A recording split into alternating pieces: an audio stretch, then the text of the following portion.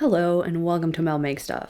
My name is Melissa and this is the beginning of my Knit City Montreal vlog. Today is April 16th and Knit City starts on May 19th, so it's a little over a month away, and of course I just now decided that I have an idea for something that I want to make to be able to wear at the festival. I was originally planning to just wear something that I already have, and then in the middle of the night last night I got what I hope is a brilliant idea, and whether it is or not, it's going to be really fun to try to make this thing. So let me talk to you a little bit about what I'm thinking about doing. If you've been here for a little while, you know that lately I've been going through like a pink and green exploration phase, like pink and green, red and green, purple and green, trying to find those combinations that will work together. And last night I got this idea to do a pink and olive green cropped colorwork waistcoat. So let's do a little bit of sketching to try to get this idea sort of outlined.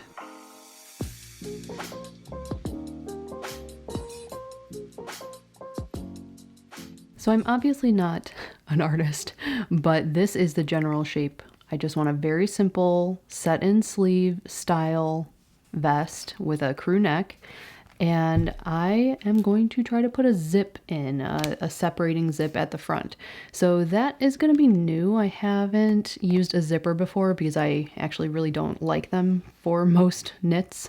I think they sort of modernize a lot of garments, and that's generally not exactly the look I'm going for, but I think it will be very cool in this vest. I want it to have a really sort of clean front. I haven't quite decided exactly what I'm going to do for the hems yet, but I'd like to do a folded hem. I think that will probably help cover up the bottom of the zipper nicely, and then maybe do like a picot turning row so that we have a little bit of detail at the bottom before we get to the color work. As far as the actual color work design, I got really inspired by a swatch that I recently did for the pattern Kitchen Stories by Diana Walla. This pattern was published in an Amirisu magazine a couple years ago, and I have really wanted to make it since then, and so hopefully I'll make it at some point in the future. But here is my swatch for that.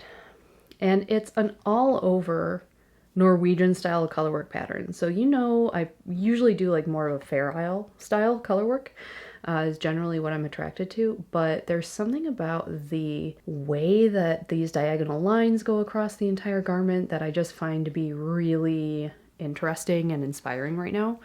And I would like to choose something similar for the pattern that I'm going to use on this waistcoat. I'm not planning to actually try to hack a pattern for this or anything like that. I'm going to swatch my motif that I'm going to choose and see what my gauge is and just do the math and come up with my own design that way. What I want to do is look in my pattern books to try to choose a design that's sort of reminiscent of this, and if I can't find anything that I like as well, I will use the same motif from this Diana Walla pattern for my waistcoat.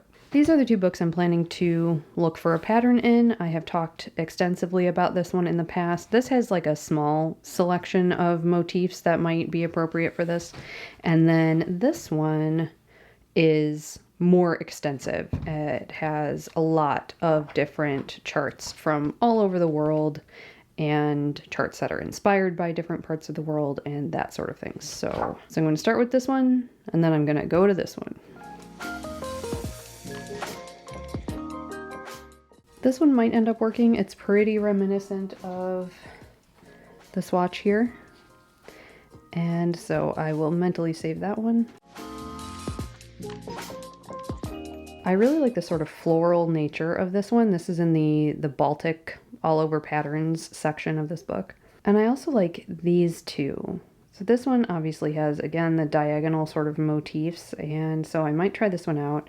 This is different than what I was envisioning, but I really like this.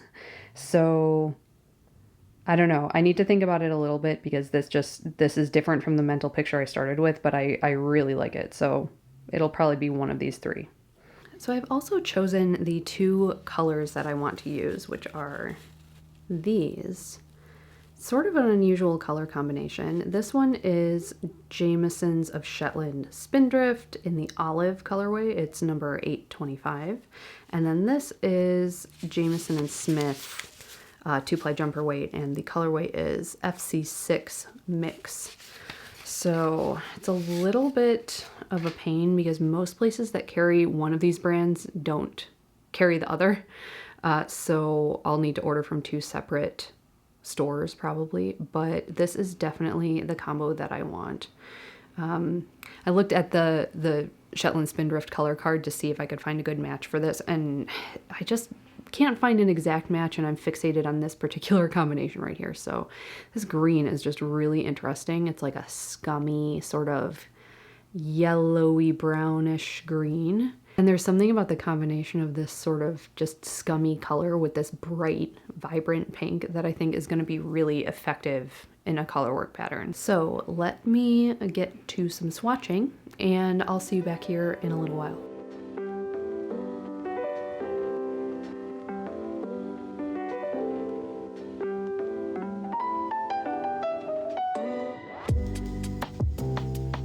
Alright, so as you can see, I did decide to go with that floral pattern, and I had actually started swatching the other two, but the pattern repeat was so wide. It was like 50 stitches wide in one instance, and the other one was also quite wide, 45-ish stitches. I think that's fine for maybe a bigger garment, but because this waistcoat is probably actually going to be quite a small surface area, like my bust is only 35 inches, and I'm planning to have it be pretty close fitting, I didn't want to choose a giant motif so that it wouldn't overwhelm the garment.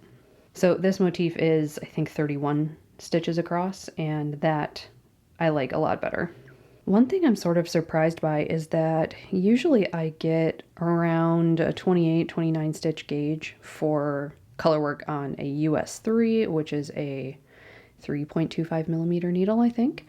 And here I'm getting a little bit tighter of a gauge. It's more like 30, 31 stitches. I really like the texture and the feel of this fabric. It doesn't feel too dense, and it also doesn't feel too dense when I'm knitting it. Like, it's not like I'm trying to knit very tightly. So I think I will probably stick with that gauge as I'm writing up the pattern, assuming that the olive color that I get when I order the yarn to do this is going to be sort of the same thinness as this. I need to order the yarn ASAP so that it can hopefully be shipped out to me sometime before the end of the week. So today is Sunday. So if I order the yarn today, hopefully it will be shipped out within a couple days and be able to get to me by the end of this week. It's going to be a mad scramble to do this.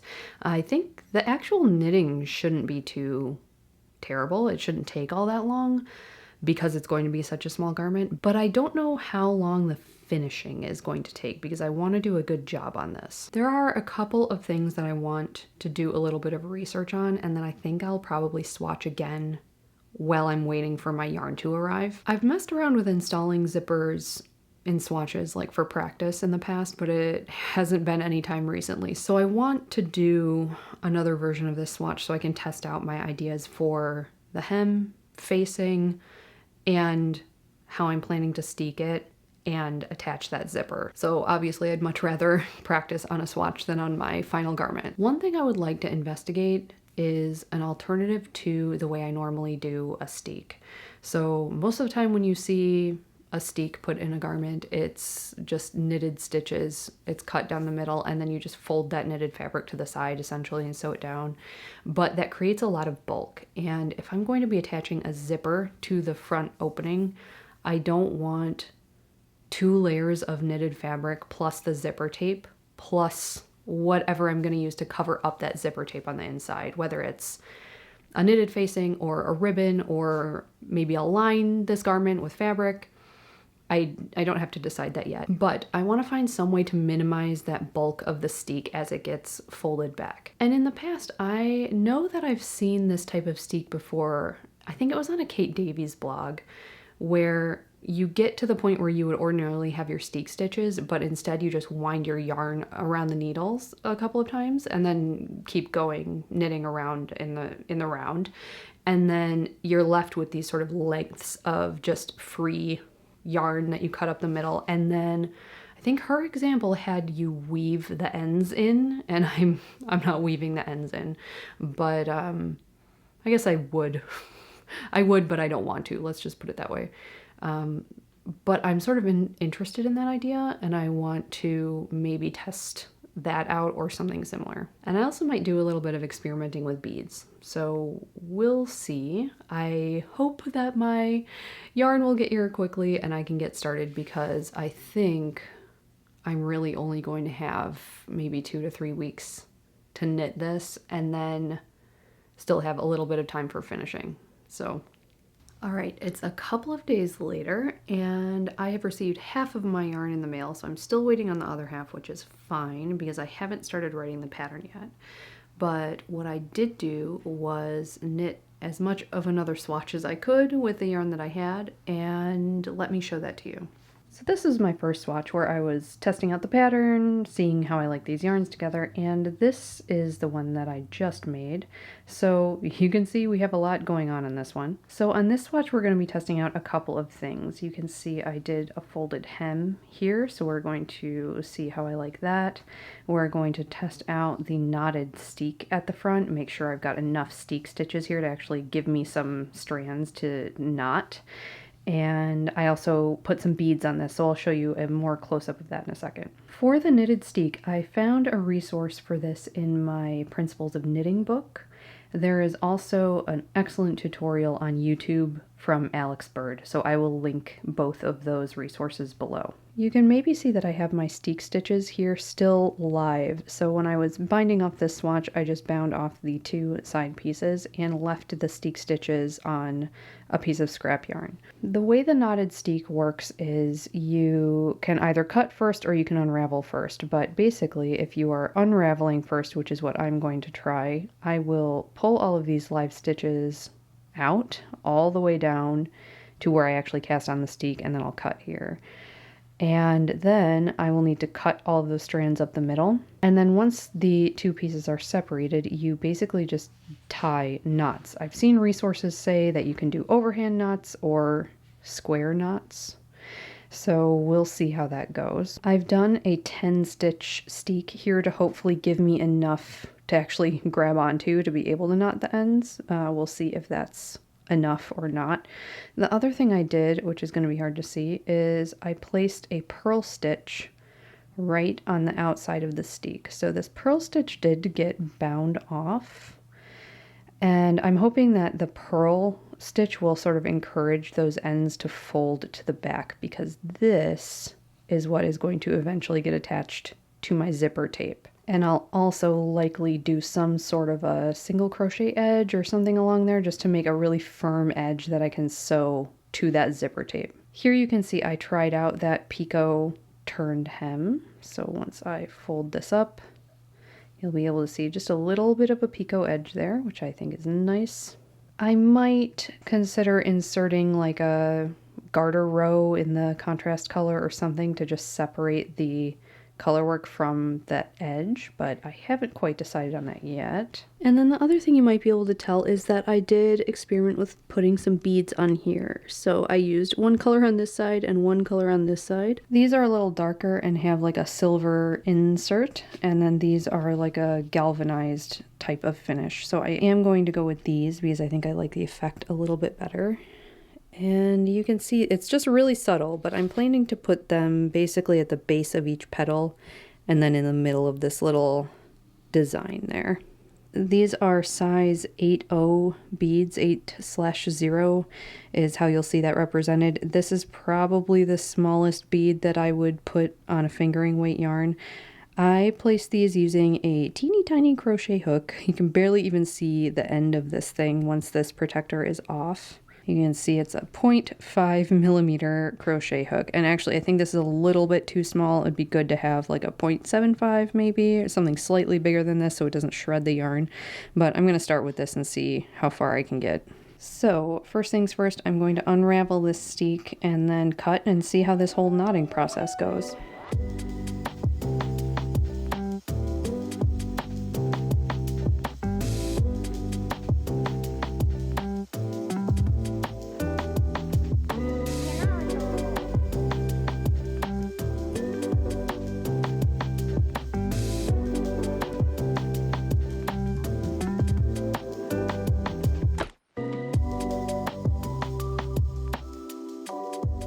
Okay, so this is really interesting. Obviously, since I washed and blocked this swatch a couple days ago now. I've got a bunch of spaghetti here, but I can tell from just the length of this when I stretch it apart that there will be plenty, if I cut down the middle here, there will be plenty of length for me to knot these strands to either side. So that's good to know. A 10-stitch steek will be sufficient there. So my plan now is I might try to do something to relax this a little bit, like maybe steam it a little bit with the iron and try to flatten the strands out a little bit. I will cut them, I'll knot them to the side, and then I picked up this like cheap separating zipper from the fabric store so that I can test what it's going to actually be like to sew this in on that steek. Like I said, I will probably also experiment with a crochet edging here, and then we'll get to adding the zipper.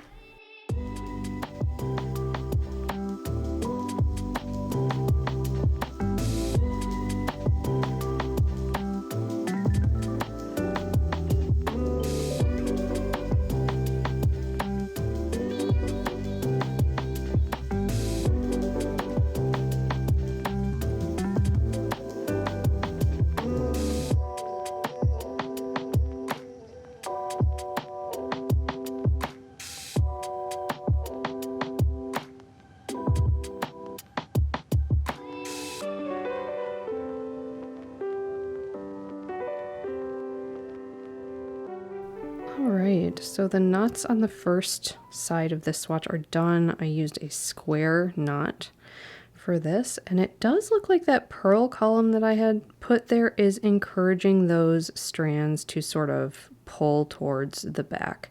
So I think that was a good idea. And I don't know if you could tell from the footage of when I started doing these knots, but every so often, like every couple of knots, I would sort of just comb the strands to the back to encourage them to lie to the back, just hopefully make my life a little bit easier. And here you can see the edge that is left. So of course that's not pretty. It's not something that I want right up against a zipper, although I guess that could be worse, but I'd like something a little bit cleaner here. I mean, obviously this is just a practice zip. I'm going to get a more heavy duty, like brass or gold brass colored zipper for the final garment and have the teeth exposed. So I'm not trying to cover the teeth or anything here. I just want something that's a little bit more organized on this edge in order to have a neater look on the front of the garment. So I think I am going to go ahead with my main color olive yarn and do some single crochet on this side and see what I think about that.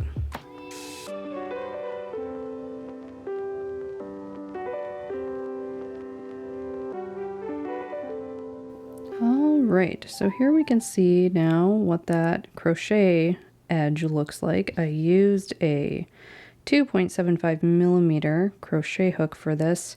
I think I used a 3.25 for the actual fabric, so it's looking a little bit wobbly up here because I was doing every stitch. I think I might need to just experiment with skipping a stitch now and then, but I think that is going to work. It gives a much firmer edge, and more importantly for me at this moment, a clean edge. I did continue the single crochet all the way down onto the folded hem, just so that there is also a nice edge on the inside of the garment, because that's always nice. So basically, I'm going to hand sew this to the zipper. I'll probably baste it in first by hand, and then I'm going to backstitch by hand. This is not something I would chance doing on a machine.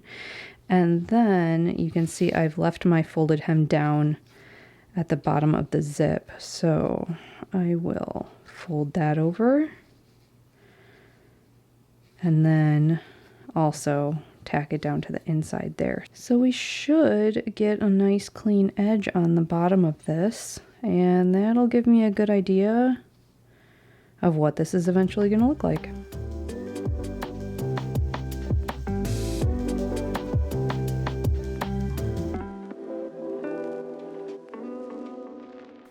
Alright, so I've got the zipper sewn in on this side. You can see my basting stitches there, which I will just pull out. And I used an olive colored thread, just machine sewing thread, to backstitch along here. And here's what the backside looks like, which is not super pretty, but I wasn't taking maybe as much time as I might, as I certainly will on the final garment, but you can see stitching is as close to the zipper teeth as I can get without having this get caught. Obviously that would not be ideal. And I managed to also catch the hem on the backside as well. This is one reason it might be nice to do a fabric lining for this. Could cover up my ugly hand stitching there, but I think this is actually going to work. This is sort of working better than I thought it would. Let's unzip and see what happens.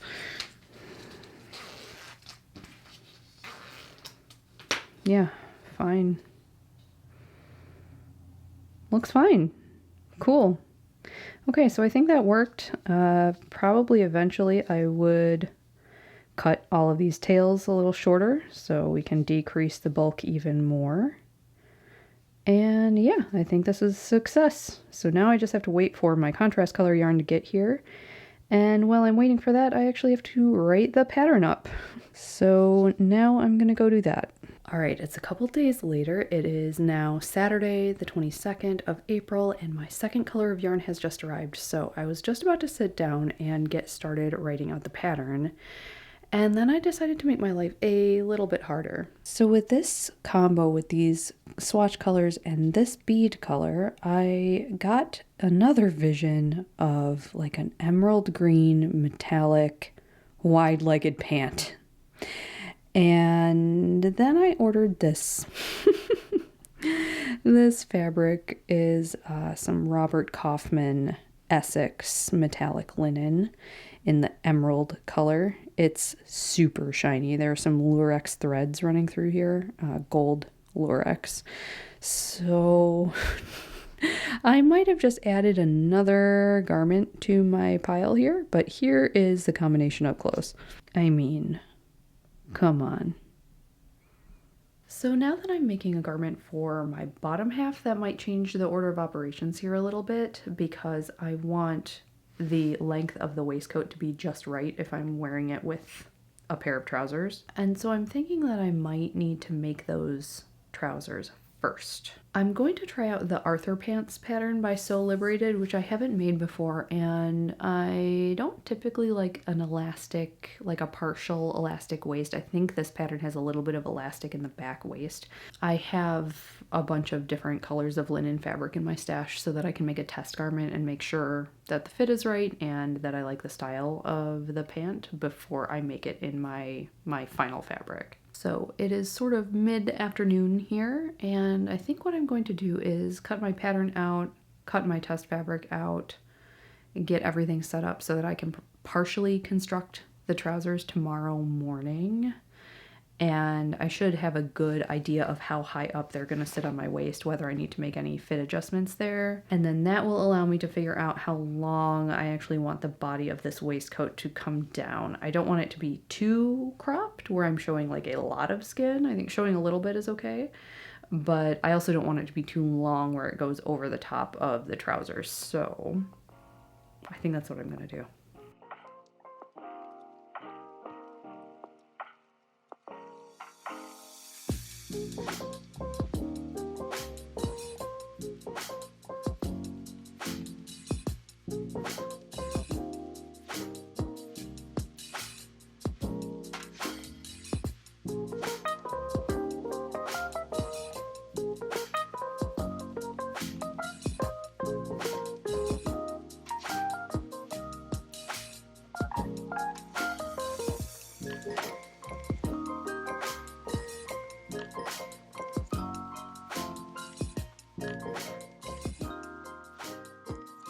It's now Thursday, the 27th, and I'm back with a little project update on both sewing and knitting. Get my whole self in the frame here. Excuse me, excuse me. Oh. So here here is my first draft of the Arthur pants. These are a size 8, which I chose based on my waist size. My waist is between the size 6 and 8. You can see the waist fits perfectly well. There is a lot of ease in the hip, especially on the back of the pants. You can see there is an elastic waist in the back only.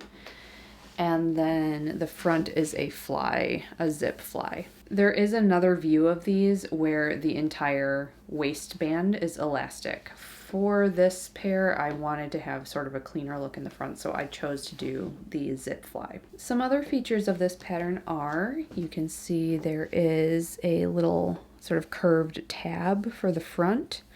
There are some pleats also in the front. Most of the seams on the legs are flat felled. I think there might also be some that are French seamed, but once I got to that point, I was like, this is taking me too long. So the ones that called for French seaming, I just sewed normally and used my serger overlocker to finish the seams. And you can see we have some back pockets here, just square pockets, very simple, and this elastic waistband. And the shape of the legs, you can see, is very unusual, and I think that that's, the coolest part of this pattern. I think if you like this pattern, the leg shape is probably the reason you do like it.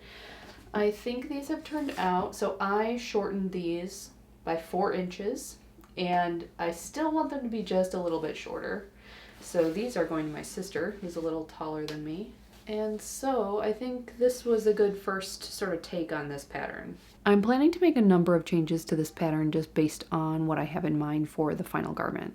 The first thing that I'm going to do is size down a lot. I think these are the right fit for me, but I want to take a little bit of the volume out of the leg, and I want to take some of this volume where we have all of this elastic in the back. I just want to take a little bit of this volume out. So the size 8 I think is a 29-inch waist, and the hips for this size measure 60 plus inches, like 62 inches or something like that.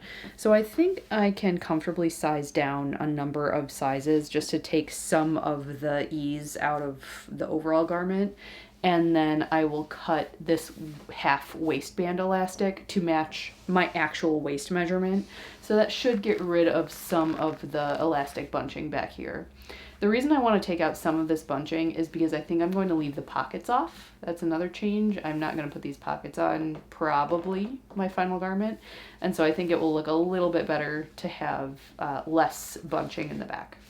I'm also going to change the front of this to not have a tab for this button. I just want the front of this to be very straight and clean, like on a normal pair of, jeans or pants with a zip fly, because I am going to have that zipper in my sweater, in this little vest I'm making, that goes straight down the middle of my body, and so I don't want like an offset tab with the button to one side. So that's the next change. I'm also going to add some belt loops, and then I'm also going to be changing all of the flat felled seams into just regular sewn seams, and then I'll probably press them to the side and top stitch. The reason that I am going to do that instead of the flat felled seams is because the fabric that I have for the finished garment is a little bit heavier, and I also suspect it's not going to press quite as well because of the metallic threads in the fabric. I just have a feeling that I will hate my life if I try to do flat felled seams in that particular fabric. I could be wrong, but the sewing normally and top stitching will give a similar look and have not quite as much bulk, and I just think that's going to work out a little better. What else? I'm going to shorten them an additional inch, just a little bit, so they're hitting more like just above the ankle. I think will be a little bit more of what I'm looking for. And yeah, sizing down should take a little bit of the volume out of the legs, but they will still be pretty dramatic. So I calculated that the vest top is going to be about 8 inches at the side seam, so that should get to top, middle of the waistband, theoretically. The other thing I need to do is determine where my neckline for that vest is going to start. Now that I know, you know, approximately where these pants are going to hit me, high waist, I would like to order the zipper shortened already to fit what I need. Ideally, I would have the garment knit and then measure the garment and know what zipper length I need, but I don't know if I have the time for that. So I'm thinking, originally I was thinking about a crew neck like this t-shirt, but now that seems a little bit too potentially close fitting here. So I might lower the neckline a little bit. Maybe need like a 10-inch zipper. If I could have like a nice sort of scoop. Oh, I don't know. It's decisions. I'm gonna have to decide that. And as far as the knitting, the body to the underarm is actually about halfway done. So you can see I've got my folded hem here, which is just gonna curl until it's blocked and sewn down. Here you can see the picot turned row, which is nice and subtle. And then we're looking at the back, so you can see sort of what this pattern is turning into. I love it. You can see my beading in the center of these flowers and also in the center of these motifs, which is nice and subtle as well. And yeah, so the body is about halfway done. So there we go. So as far as how I went about doing this without a pattern, I swatched, I found my gauge, which ended up being 31 stitches and 30.5 rows. So basically 31 by 31, over 10 centimeters or 4 inches. So I had my gauge. I decided how I wanted it to fit. So I am knitting this with basically 0 ease to exactly fit my body measurements. I was considering putting a little negative ease, but honestly that freaks me out a little bit. So I decided to go with knitting it with 0 ease, and I can maybe tweak it if I need to tweak the fit at the end. So we'll see. I knew I also wanted it to fit with very little ease at the waist. So I took my waist measurement, I took my bust measurement, I took the measurement of the distance between those two, and that was how I was able to figure out my increases. After I had my facing knitted, I did the picot turning row, I knitted a couple more rows flat, and then I joined in the round with my steek stitches. Same setup as I did on my swatch, and I placed markers at the side seams. So I had half of the stitches on the back and the other half split between both fronts. So I had to figure out how I was going to place these patterns, and you can maybe tell I place them the same way I did on my swatch, where we have sort of half of a motif on either side of the button band. I think that looks better than if I had like the whole motif just sitting right next to the button band. I felt like this was going to work out a little bit better in how the whole garment looks, because there is going to be a zip up the front here, and these are actually going to be much closer to each other in the finished garment like that. So I think that that placement is okay. And for the back, then this is actually the center. So once this motif is done here, that is going to be sort of at center back. I was a little bit less concerned with the placement on the back. Like, it would have been okay to have this motif be first up in the center, but as long as the motif is symmetrical around the center of the back, I think it will look okay. So what I am working on now on the body is basically doing some pretty rapid increases to get up to my bust measurement from my waist measurement. I don't have a huge difference there. It's like 28 for the waist and 35.5 for the bust. So there's not a huge amount to increase. But because of my particular body shape, what I'm actually doing is putting more increases on the back, because I have a very broad back and a very small bust.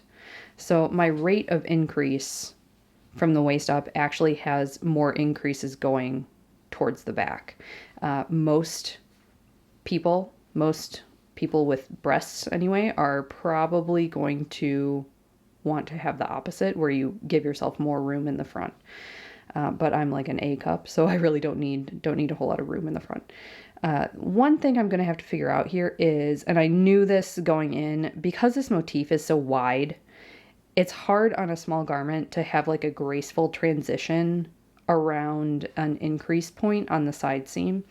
And so what I've got going on here is just one single stitch in the main color, and then I'm increasing either side of that stitch at the rate that I've determined is appropriate. And so what you can see is like these half motifs that are sort of growing out of this side seam here. And this obviously looks jumbled. What I think I'm going to do is come back at the very end and do some sort of applied, like probably crochet technique with the contrast color and maybe with beads to sort of create a seam line here, visual seam line, so that this doesn't look so unnatural at the side seam. So what I need to do for this at this point is figure out where I want that neckline to start and order my zipper. And then really at that point I can just knit the body to fit the zipper if I want to have that clean top on the zipper. I can also always cut the zipper down if I need to. Hi again. So today is Friday, May 5th. I have 2 weeks before I have to leave for Knit City Montreal, and I'm here with an update. I have the body of this done. I'm past the underarm at this point, so you can see a little bit of the shaping. I had my folded hem. You can see I'm increasing from the waist, going up to the armhole.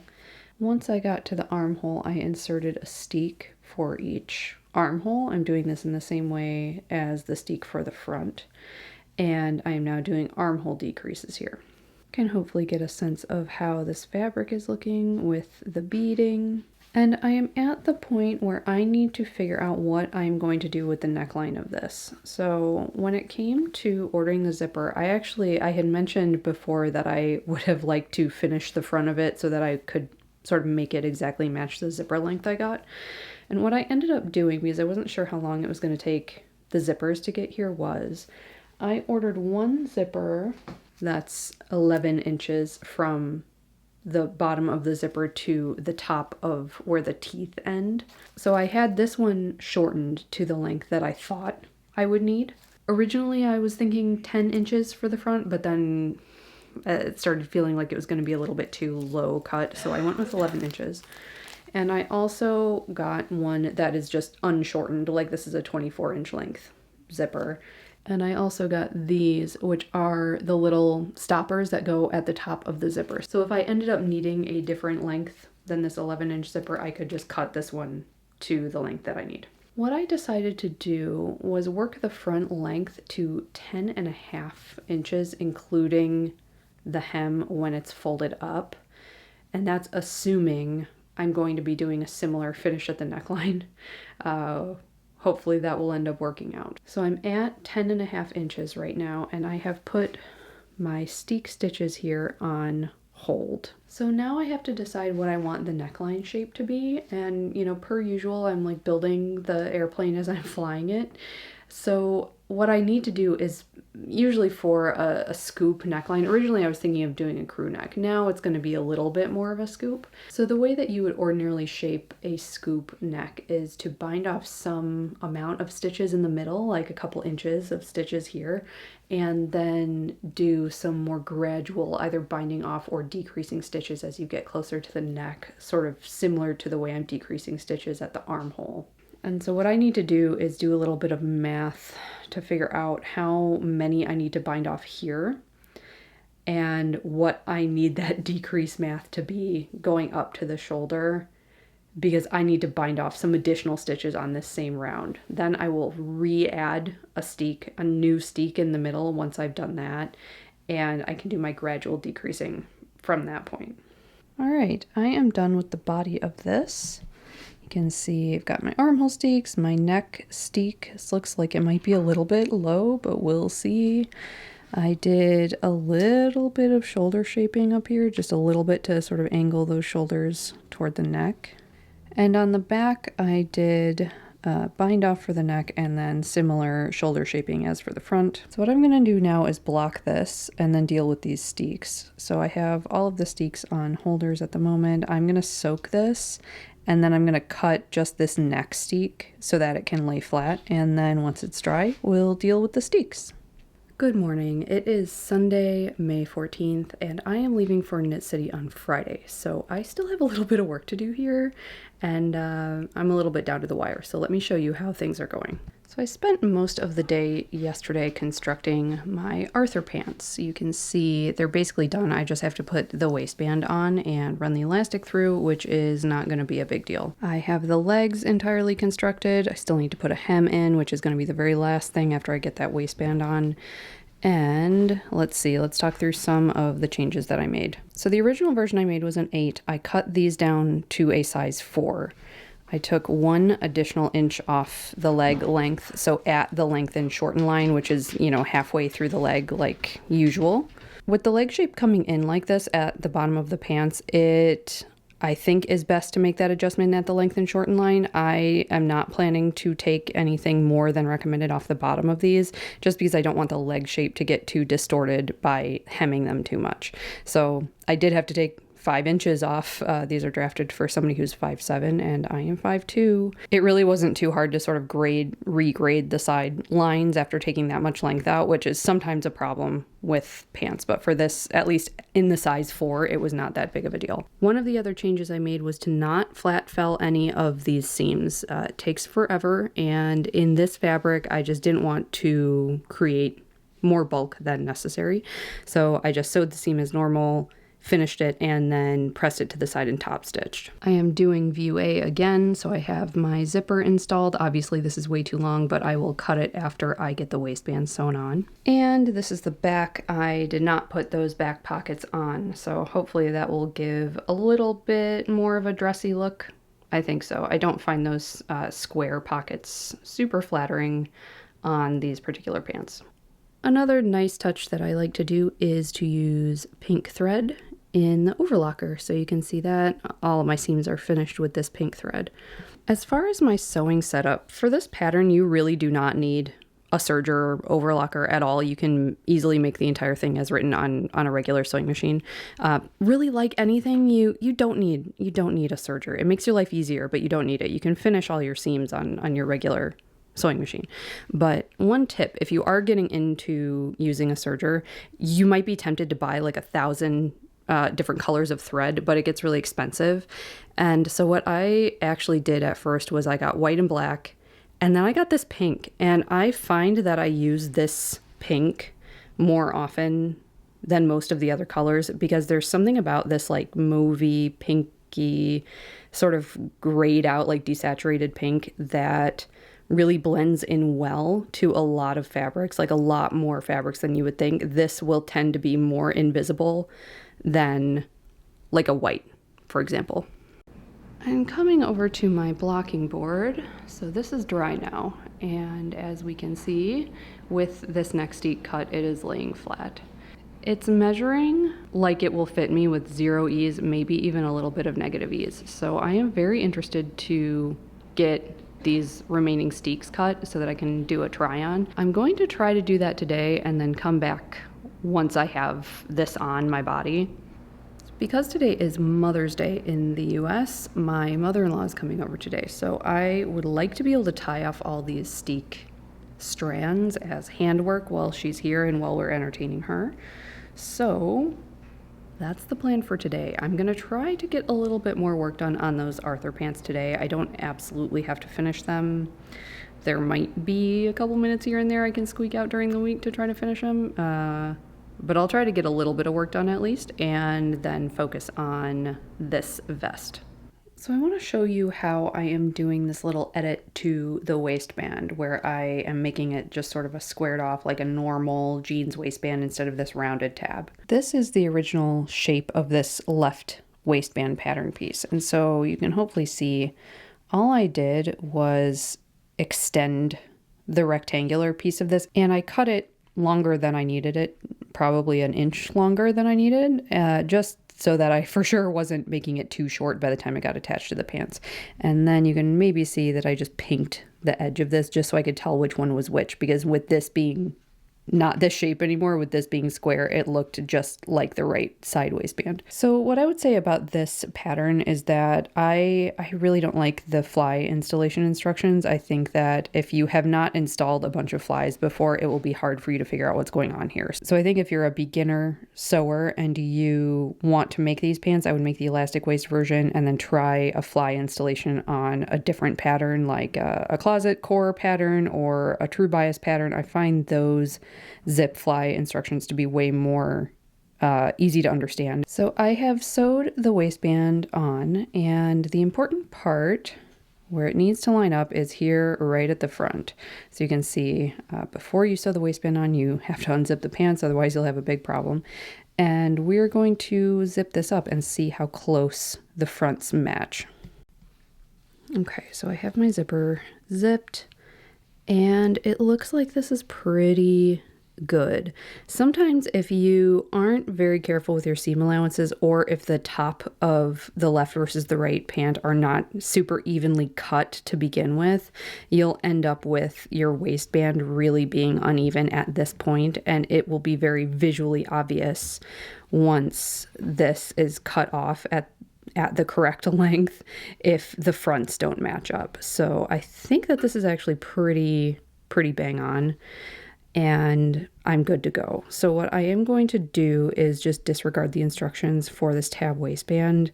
I'll sew this with a normal seam allowance to end just right flush with the front of the pant, and then we'll see how that looks.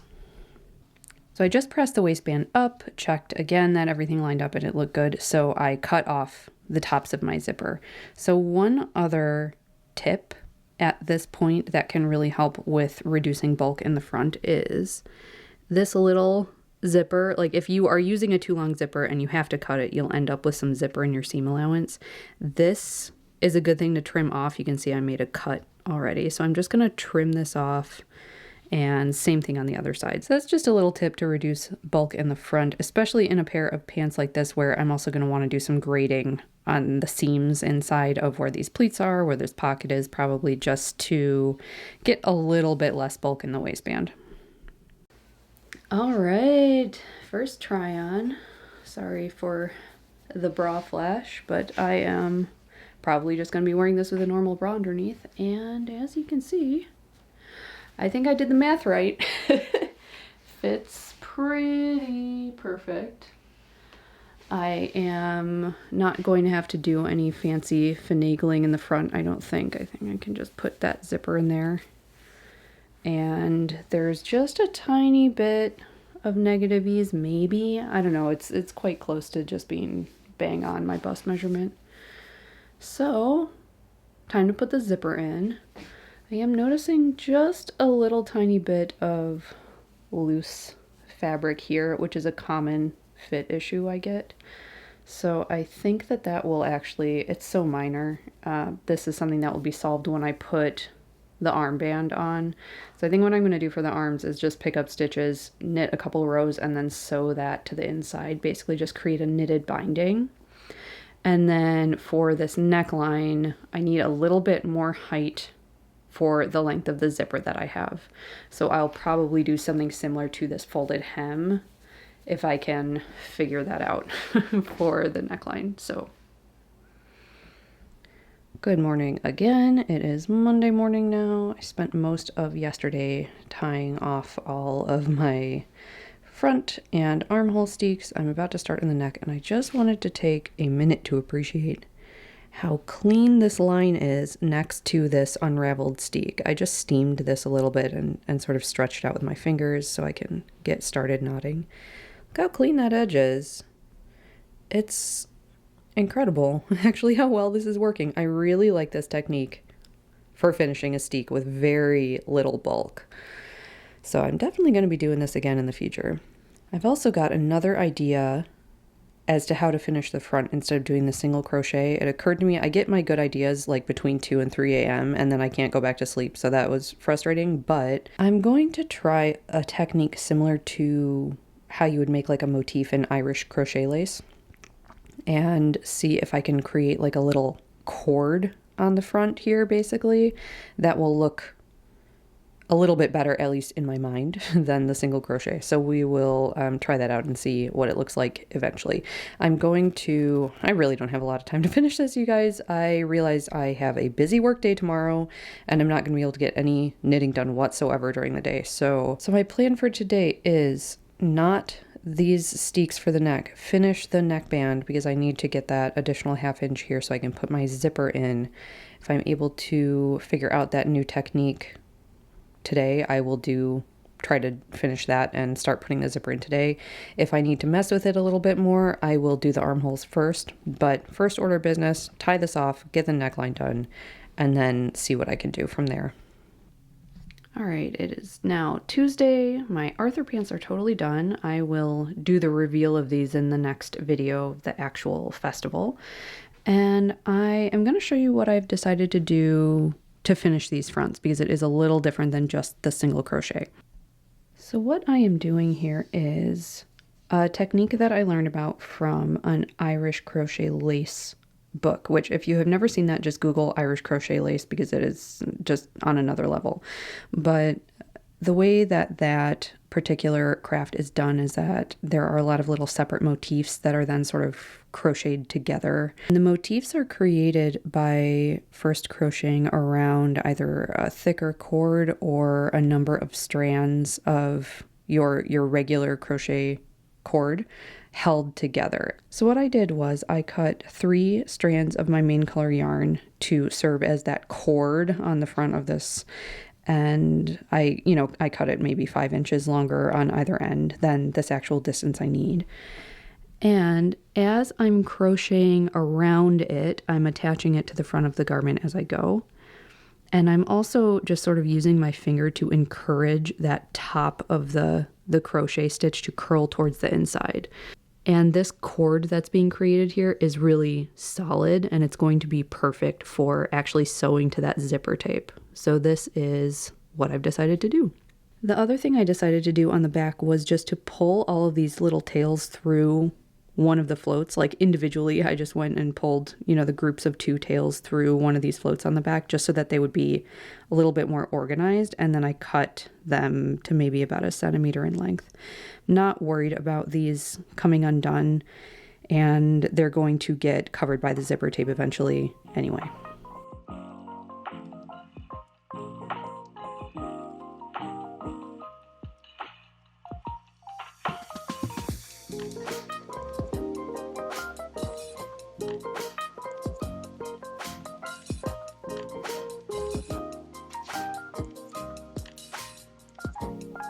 All right, it's a Wednesday. I really just need this to be done at this point.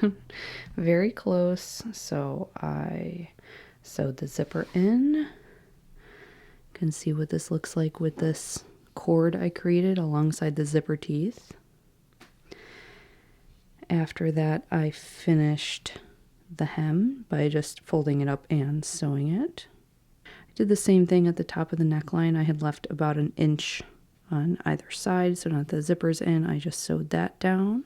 And this is how I'm doing the armhole binding. So I just picked up stitches all the way around. I just did what felt right. It was really picking up most every stitch because I did use a needle 2 sizes smaller than what I used for the body to do this binding.